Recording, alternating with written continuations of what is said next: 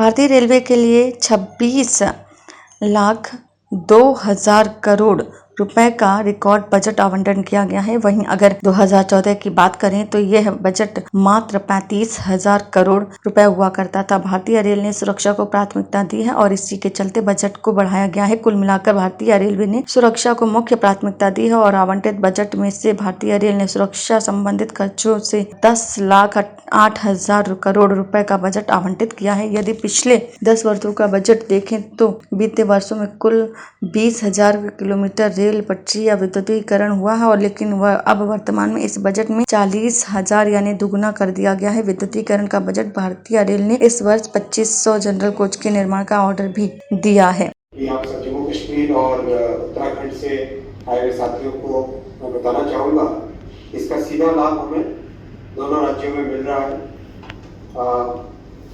इस साल जम्मू कश्मीर के जो प्रोजेक्ट कई वर्षों से चल रहा है उसके लिए 3,694 करोड़ रुपीस का एलोकेशन हुआ है, 3694 करोड़।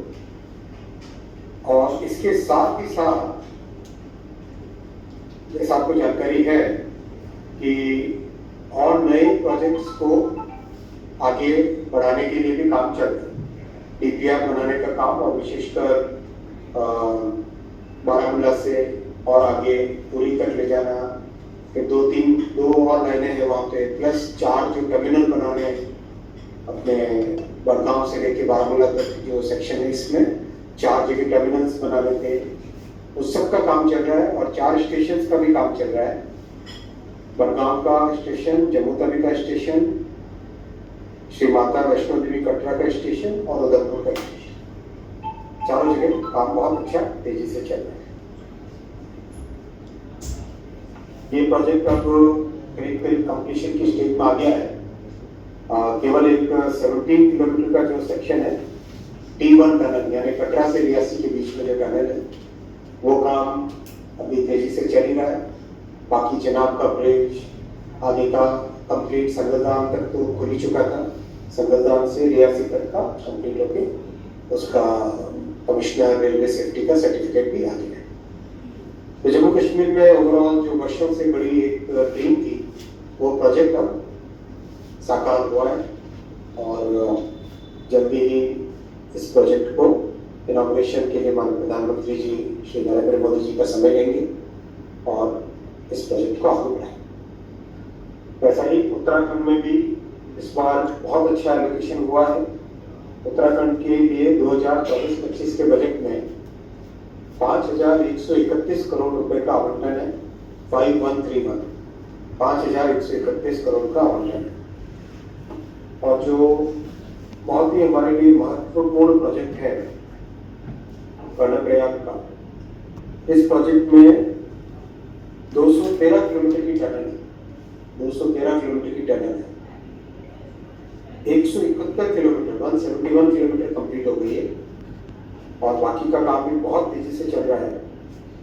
और अच्छी शायद आपको ये जानकारी ना हो, मैं देना चाहूँगा कि 2 जो टनल बोरिंग मशीन इसके अंदर लगी हुई है, यानी टनल बनाने वाली जो मशीन होती है जो कि पूरा पहाड़ के नीचे जाती है अंदर, और अंदर चलती रहती है टनल को खोदते हुए। इन TBMs का नाम है शिव और शक्ति। एक TBM का नाम शिव है, एक TBM का नाम है शक्ति। टनल बोरिंग मशीन, ये दोनों शिव और शक्ति नाम की टनल बोरिंग मशीन चल रही है। काम बहुत तेजी से चल रहा है। 2026 के मिड में काम ये कंप्लीट होगा, और ये अपने आप में एक रिकॉर्ड होगा इतने कम समय में इतना बड़ा और इतना मुश्किल काम। क्योंकि आप सब जानते हैं हिमालय में हिमालय पर्वत यंग पर्वत है, और हिमालय पर्वत के अंदर कोई भी टनलिंग का काम करें तो उसमें अलग तरह की चैलेंजेस होते हैं। जो ओल्ड हिल्स होते हैं, ओल्ड माउंटेन्स होते हैं, वो बड़े रेगुलर, एक नॉर्मल क्लीनिंग हो, दूसरी डीप क्लीनिंग हो। तो एक रेगुलर समय पे डीप क्लीनिंग की व्यवस्था की गई। और अभी हाल ही में IRCTC ने एक AI सिस्टम भी लगाया है। उस AI सिस्टम के जरिए मान लो जो शेफ खाना बना रहा है उसने अगर सीट पे कैप नहीं लगाया तो एआई सिस्टम तुरंत अलर्ट कर देता है। अगर वहाँ पे कोई भी छोटी से छोटी प्रॉब्लम भी दिखाई देती है। सर जैसा कि रेल बजट पास हो चुका है, इस बार क्या कुछ विशेष है रेल बजट में मुरादाबाद के लिए, एनआरएफ के लिए? अभी जो रेलवे का है ओवरऑल बजट बताया गया है, जिसमें लगभग जो रेलवे ने के लिए 2,62,000 करोड़ का अलॉटमेंट किया गया है, जिसमें से लगभग 1,08,000 करोड़ सेफ्टी वर्क्स पे कंज्यूम किए जाएंगे।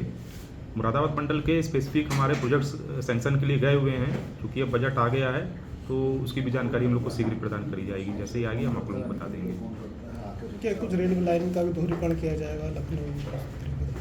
नहीं, रेलवे दोहरीकरण तो लखनऊ मुरादाबाद ऑलरेडी डबलिंग हो चुकी है, लेकिन कुछ एक लाइन जैसे हमारा है मुरादाबाद से चंदौसी बरेली के लिए है, उसके दोहरीकरण के लिए अभी लोकेशन सर्वे चल रहा है।